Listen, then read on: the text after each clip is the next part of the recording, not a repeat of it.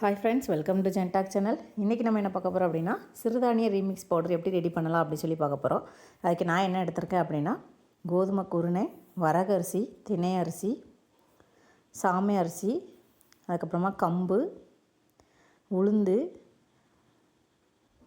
சுண்டல், பாசிப்பருப்பு, பாசிப்பயிறு, சோளம், கேப்பை.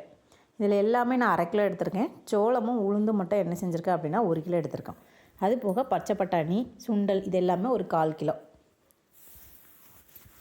இப்போ சிறுதானியங்களில் நான் ஃபஸ்ட்டு என்ன செஞ்சுக்கிட்டேன் அப்படின்னா, சோளம் 1 கிலோ நம்ம எடுத்துருக்கோம். அந்த 1 கிலோ சோளத்தில் 1/2 கிலோ நான் ஃபஸ்ட்டு ஆட் பண்ணிட்டேன்.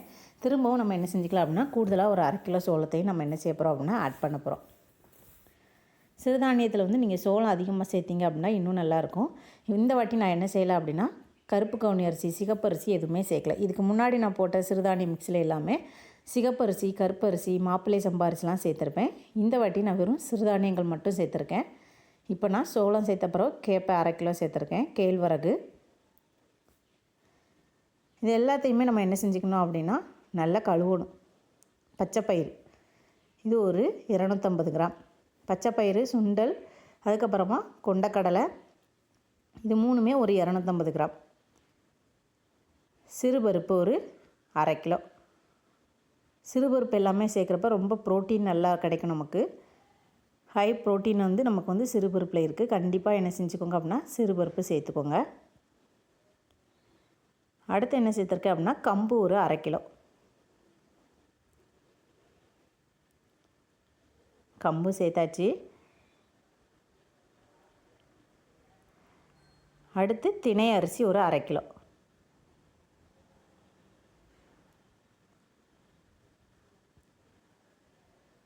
அடுத்து வரகரிசி ஒரு 1/2 கிலோ.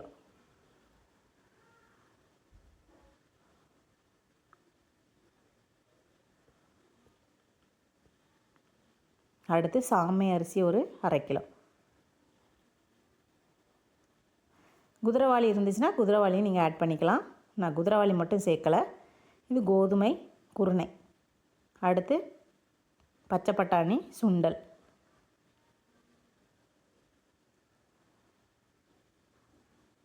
இது எல்லாமே சேர்த்தாச்சு. இது நல்லா மிக்ஸ் பண்ணிக்கோங்க.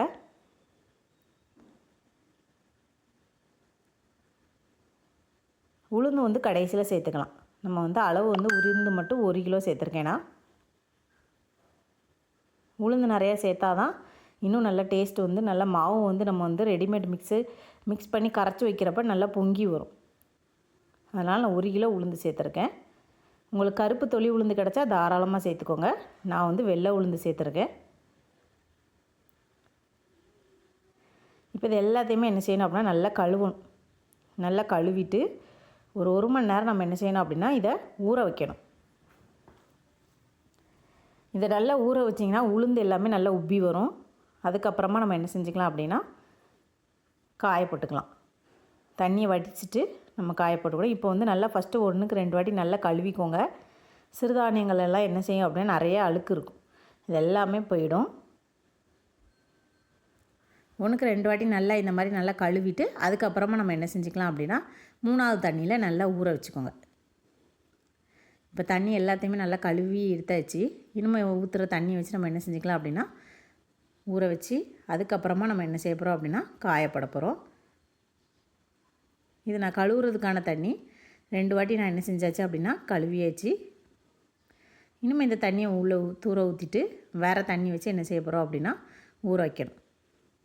இப்போ பாருங்கள், நம்ம ஊற வைக்கிறப்ப அந்த தண்ணியே நமக்கு என்ன செய்யாது அப்படின்னா வெளியில் தெரியாது. உளுந்து எல்லாமே நல்லா என்ன செஞ்சிடும் அப்படின்னா ஊறிடும். இந்த மாதிரி நல்லா பெரிய சைஸில் வந்துடும்.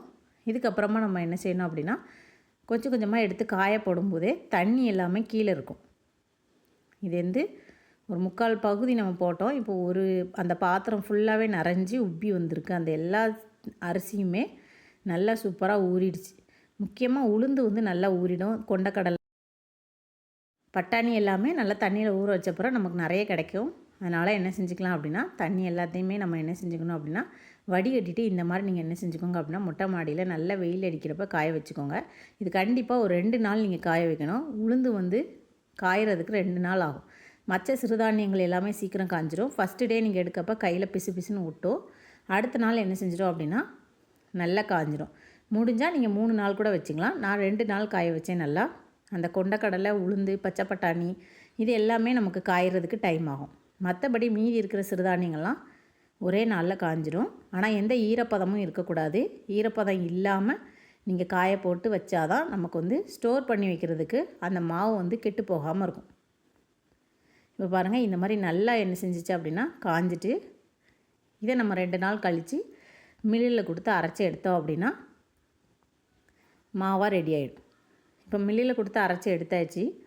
இதை இப்போ நம்ம என்ன செய்ய போகிறோம் அப்படின்னா அரைச்ச மாவை சூடாக இருக்குது, இதை வீட்டுக்குள்ளேயே நம்ம என்ன செஞ்சுக்கலாம் அப்படின்னா காய போட்டுக்கோங்க. ஒரு நாள் ஃபுல்லாகவே அந்த ஹீட் எல்லாம் போகணும். அந்த மாவில் இருக்க சூடுக்கெல்லாம் குறைஞ்சிச்சு அப்படியே நம்ம வச்சிட்டோம் அப்படின்னா மாவு சீக்கிரம் கெட்டு போயிடும். மாவு வந்து ஸ்மெல் வர ஆரம்பிச்சிடும். சிறுதானியமும் நல்லா காயணும், மாவும் என்ன செய்யணும் அப்படின்னா நல்லா ஆறணும். இதை ஆறுனதுக்கப்புறமா நீங்கள் திரும்ப என்ன செஞ்சுக்கோங்க அப்படின்னா பக்கெட்டில் ஸ்டோர் பண்ணி வச்சுக்கலாம். இப்போ மாவு ரெடி ஆகிடுச்சு. இவ்வளோதான் ப்ராசஸ். இந்த ப்ரீமிக்ஸ் பவுடர் ரெடி பண்ணுறதுக்கு சிறுதானியம் மட்டும்தான் நம்ம யூஸ் பண்ணியிருக்கோம். கூடவே நம்ம என்ன செஞ்சுருக்கோம் அப்படின்னா கொண்டக்கடலை, பச்சை பட்டாணி இது உங்களுக்கு வேண்டான்னா நீங்கள் ஸ்கிப் பண்ணிக்கலாம். அது சேர்த்திங்க அப்படின்னா ரொம்ப ஹை ஃபைபர்ஸ் எல்லாமே ப்ரோட்டீன்ஸும் அதிகமாக இருக்குது. அதனால் நான் என்ன செஞ்சுருக்கேன் அப்படின்னா சேர்த்துருக்கேன். டேஸ்ட்டுமே இன்னும் நல்லா என்ஹான்ஸ் பண்ணி கொடுக்கும் அந்த பச்சை பயிறு சிறு பயிர்லேயும். இப்போ மாவு வந்து நான் நல்லா மிக்ஸ் பண்ணி வச்சாச்சு. சிறுதானிய மாவு நம்ம வந்து கோதுமை மாவு கரைக்க மாதிரியே கரைக்கணும். ரொம்பையும் தண்ணியாக இருக்கக்கூடாது, ரொம்பையும் கெட்டியாக இருக்கக்கூடாது. இப்போ கோதுமை மாவுலாம் நம்ம 1 மணி நேரத்துக்கு முன்னாடி கரைச்சி வச்சாலே போதும். ஆனால் இந்த சிறுதானிய மாவு வந்து ஒரு 3லேருந்து 5 மணி நேரம் கண்டிப்பாக ஊற வைக்கணும். நீங்கள் மாவு நல்லா கரைச்சிட்டு 3 மணி நேரம் இல்லை 5 மணி நேரம் 3 to 5 hours நல்லா ஊற வச்சுட்டு அதுக்கப்புறமா நம்ம நல்லா தோசை சுட்டோம் அப்படின்னா தோசை நல்லா கிறிஸ்பியாகவும் டேஸ்டியாகவும் இருக்கும். இமீடியட்டாக நீங்கள் சுட்டிங்க அப்படின்னா அந்த டேஸ்ட் நல்லா இருக்காது. நீங்கள் வந்து நல்லா என்ன செய்யணும் அப்படின்னா அது மாவு புளிக்க விடணும். மாவை கரைச்சிட்டு இப்போ ஒரு 3 மணிக்கு நம்ம என்ன செய்யணும் அப்படின்னா மாவை கரைச்சிட்டோம் அப்படின்னா ஈவினிங் நைட் ஒரு 7 மணி 8 மணி தோசை சுட்டிங்க அப்படின்னா சூப்பராக இருக்கும். சிறுதானிய தோசை அவ்வளோ டேஸ்ட்டாக இருக்கும். இதே மாவில் நீங்கள் என்ன செஞ்சுக்கலாம் அப்படின்னா சப்பாத்தியும் ரெடி பண்ணிக்கலாம். நான் சிறுதானிய தோசையும் செஞ்சு காமிச்சேன்.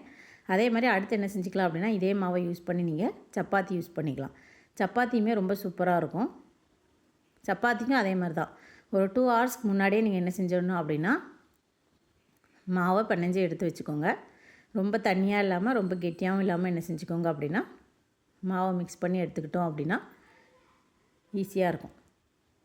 மாவு நல்லா மிக்ஸ் ஆகிடுச்சு பாருங்கள். இந்த மாதிரி மாவு நமக்கு வந்து கையில் வந்து கொஞ்சம் ஸ்டிக்கியாக தான் இருக்கும். அதுக்கப்புறமா நம்ம வந்து வெளியில் வந்து என்ன செஞ்சுக்கலாம் அப்படின்னா கோதுமை மாவு யூஸ் பண்ணி நீங்கள் என்ன செஞ்சுக்கோங்க அப்படின்னா மாவு சப்பாத்தி திரட்டி எடுத்துக்கோங்க. இதே மாவு நீங்கள் யூஸ் பண்ணலாம், இருந்தாலும் கோதுமை மாவு யூஸ் பண்ணோம் அப்படின்னா நமக்கு வந்து ரொம்ப ஸ்டிக்கியாக இருக்காது.